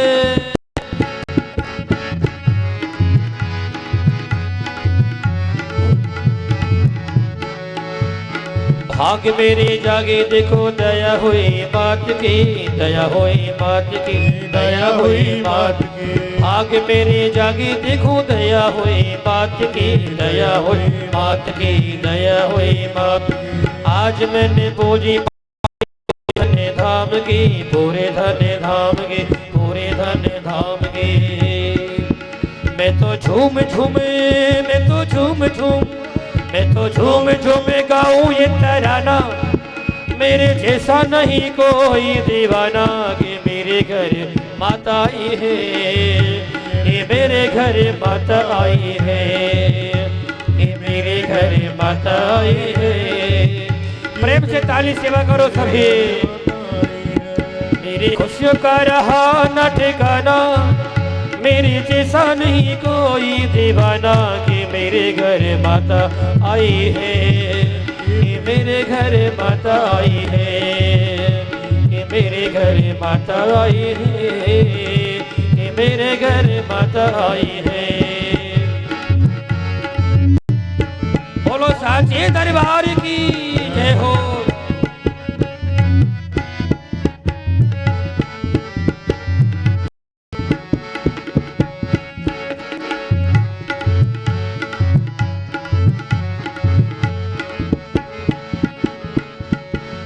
मेरे जैसा नहीं कोई आज संसार में, आज संसार में, आज संसार। और मेरे जैसा नहीं कोई आज संसार में, आज संसार में, आज संसार में। बड़ा ही प्यार मिला मैया जी के प्यार में, मैया जी के प्यार में।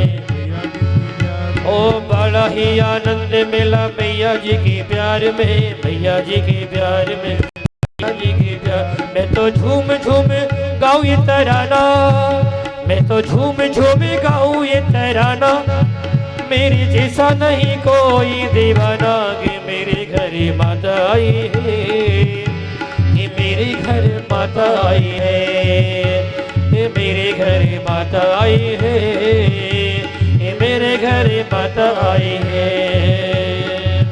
मेरी खुशी का रहा न ठिकाना, मेरे जैसा नहीं कोई दीवाना। कि मेरे घर माता आई, कि मेरे घर माता आई है, कि मेरे घर माता आई है, कि मेरे घर माता आई है। बोले साचे दरबार के। जले ज्वाला स्थले ज्वाला, ज्वाला ज्वाला। सभी खड़े हो जाएं। नमोस्तुते। भगवती की आरती हो रही है। नमः ज्वाला आरती में सभी सम्मिलित हो। इदगुं हवि प्रजननं मे अस्तु दशवीरगुं सर्वगणगुं सुताय आत्मनि प्रजाजनि वसुधनि लोकधन्यभयसनि अग्निः प्रजां बहुलां मे करोतु वन्नं भयो हेतुस्मासु दत्त। जय अम्बे गौरी मैया जय श्यामा गौरी, तुमको निस दिन ध्यावत, को सदा ही मनावत। हरि ब्रह्मा शिव की ओम जय। मांग सिंदूर विराज, टीको मृद मध को मैया, को मृग मद को और जल से दो नैना निर्मल, से दो नैना चंद्र बदन देखो ओम जय। अम्बे गौरी कनक समान कलेवर रक्तांबर राजे मैया, रक्तांबर राजे रक्त पुष्प गलमाला, रक्त पुष्प गलमाला कंचन पर साजे ओम जय अम्बे। हे हरि वाहन राजत खड़ग कपरधारी, मैया खड़ग कमर धारी। सुर नर मुनि जन सेवत, नर मुनि जन सेवत इनके दुख हारे ओम जय अम्बे। कानन कुंडल शोभित नासाग्रे मोती मैया, नासाग्रे मोती कोटिक चंद्र दिवाकर, कोटिक चंद्र दिवाकर समिराजत ज्योति ओम जय अम्बे। सुम्बन सोम विदारे महिषासुर धाती मैया, महिषासुर घाती धूम्र विलोचन दिन मध्य माथे ओम जय अम्बे गौरी चरण मूल संहारे शोणित बीज हरे मैया सोरत बीज हरे मधु कीटव दो मारे महिषासुर संहारे शौर्य भयो हीन करे ओम जय अम्बे गौरी ब्रह्माणी रुद्राणी तुम कमला रानी मैया तुम कमला रानी आगम निगम बखानी वेद पुराण बखानी तुम शिव पट रानी ओम जय अम्बे गौरी 64 योगिन गावत नृत्य करत भैरो मैया नृत्य करत भैरो बाजत ताल मृदंगा बाजत ढोल मृदंगा और बाजत डमरो ओम जय अम्बे गौरी तुम ही जग की माता तुम ही हो हरता मैया तुम ही हो भरता भक्तन की दुख हरता तन की जय हो प्यारे सुख संपत्ति करता ओम जय अम्बे पूजाचार्य अति शोभित बर मुद्रा धारी मैया भर मुद्राधारी मन पावत चावल सेवत नर नारी ओम जय अम्बे गौरी फलजन थार विराजत अगर कपूर बाती मैया सागर कपूर भाती श्री मालु के तम राजत या जल में विराजत कोट रतन ज्योति ओम जय अम्बे गौरी तुम ही माँ अम्बे जी की आरती जो कोई नर गावे प्रिय भाव सहित गावे कहते शिवानंद स्वामी भजत हरि हर स्वामी सुख संपत्ति आवे ओम जय अम्बे हर पूर गौरम करुणा वितारो संसार सार भुजगेंद्र हारो सदा वसल्दम हृदयारि वृंदे भवो भवानी सहितं रमा त्वमेव माता च पिता त्वमेव त्वमेव बन्धो च सखा त्वमेव वेद्या द्रविणो त्वमेव त्वमेव सर्वो मम देव देव जलेन शीतलीकरणं पुष्पैर्देवताभिवन्दनं देवताभिवन्दनं परमात्माभिवन्दनं देव्याभिवन्दनम् आरार्तिक्यं समर्पयामि आरार्तिक्यगृहिणं हस्तौ प्रक्षाल्य मन्त्रपुष्पाञ्जलिं हरि ओं जदनेनज्ञमयजन्त देवास्तानि धर्माणि प्रथमान्यधन्ना तेनाकं महिमानः सचन्द्रपूर्वे साध्याः सन्ति देवाः हरि ओं एकदन्ताय विद्महे वक्रतुण्डाय धीमहि